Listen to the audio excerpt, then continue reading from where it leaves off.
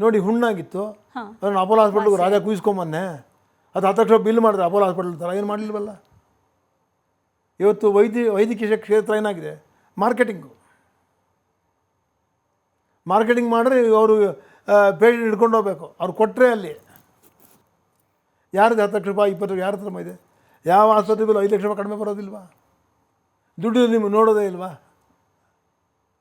ಇಂಥ ಪರಿಸ್ಥಿತಿ ಇರುವಾಗ ಆ ಗುರುಗ್ರಹ ದೇವರು ತುಂಬ ದಯಾಮಯ, ಅವನು ಕರುಣಾಮಯಿ, ಅವನು ಸೃಷ್ಟಿಕರ್ತನೇ, ಅವನು ಬೆಳಕಾಗಲಿ ಕತ್ತಲಾಗಲಿ ಕೊಡ್ತಕ್ಕಂಥ ಅವನೇ. ಅಂತಹ ಗುರು ಸೇವನೆ ಮಾಡಿದ್ರೆ ಯಾವುದೂ ತೊಂದರೆ ಆಗಲ್ಲ. ಆದರೆ ನೀವು ಕೇಳಿದ ಪ್ರಶ್ನೆಗೆ ಏನು ಹೇಳಬೇಕು ಅಂತಂದರೆ, ನಮ್ಮ ಕರ್ನಾಟಕ ಜನರು ಮತ್ತು ಇಡೀ ಭರತಖಂಡದಲ್ಲಿ ಯಾರು ಗುರು ಬದಲಾವಣೆ ಶನಿ ಬದಲಾವಣೆ ಯಾರ ಹೆದರ ಪ್ರಶ್ನೆ ಇಲ್ಲವೇ ಇಲ್ಲ. ಮನುಷ್ಯರಿಗೆ ಅಲ್ಪವಾಗಿ ಮಾತ್ರವೇ ಅವರ ಜಾತಕಾನುಸಾರ ಕೆಲವೊಂದು ತೊಂದರೆಗಳು ಬರಬಹುದು, ಅದಕ್ಕೆ ನಿವಾರಣೆಗೆ ಉಪಾಯ ಕೂಡ ಹೇಳ್ಕೊಟ್ಟಿದ್ದಾರೆ. ನೋಡಿ, ಈ ಗುರು ಮೊದಲನೇ ಮನೆಗೆ ಬರ್ತಾನೆ, ಅಲ್ಲೇನು ತುಂಬ ಅತಿ ಆಸೆ ಪಡಬಾರ್ದು, ದೊಡ್ಡ ದೊಡ್ಡ ಯೋಜನೆ ಹಾಕ್ಕೋಬಾರ್ದು, ಹುಷಾರಾಗಿ ಹೋಗಬೇಕು. ಎರಡನೇ ಮನೆಗೆ ಬಂದರೆ ತುಂಬ ಒಳ್ಳೆಯವರು, ಕುಟುಂಬ ಮನೆ ಮಕ್ಕಳು ಮಡದಿ ಎಲ್ಲ ಸುಖವಾಗಿರ್ತಾರೆ.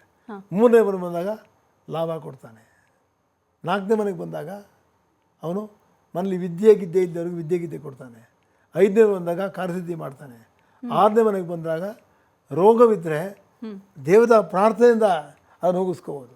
ಏಳನೇ ಮನೆಗೆ ಬಂದರೆ ಮಹತ್ತರವಾದ ದೊಡ್ಡ ಸುಖವನ್ನೇ ಕೊಟ್ಬಿಡ್ತಾನೆ. ಎಂಟನೇ ಮನೆಗೆ ಬಂದರೆ ಅಲ್ಲಿ ನಾವು ನಮ್ಮನ್ನು ಕಾಪಾಡ್ಕೋಬೇಕು. ಋಣಭಾರಿ, ಸಾಲಗೆಲ್ಲ ತೊಗೊಂಡಿದ್ರೆ ಸಾಲ ತೊಗೊಂಡ್ಮೇಲೆ ವಾಪಸ್ ಕೊಡ್ಬೇಕಲ್ವ? ಯಾರಿಗೇನೋ ಅವ್ರು ಕೊಡ್ತೀವಿ ಮಾತು ಕೊಟ್ಮೇಲೆ ಅದು ಕೊಡದೆ ಋಣ ಆಯ್ತಾನೆ. ಋಣ ತೀರಿಸ್ಬೇಕು. ಒಂದು 8ನೇ ಮನೆ ಅಂತ ಇಟ್ಟಿದ್ದಾನೆ ಅದನ್ನು. 9ನೇ ಮನೆ ಭಾಗ್ಯಶಾಲಿ ಅವನು. 10ನೇ ಮನೆಯಲ್ಲಿ ಇದ್ದಂಗೆ ಇರ್ತಾನೆ, ಕಾಪಾಡ್ತಾನೆ, ಏನು ಕೊಡೋದು ಕಾಡ್ತಾನೆ. 11ನೇ ಮನೇಲಿ ಲಾಭ ಕೊಡ್ತಾನೆ.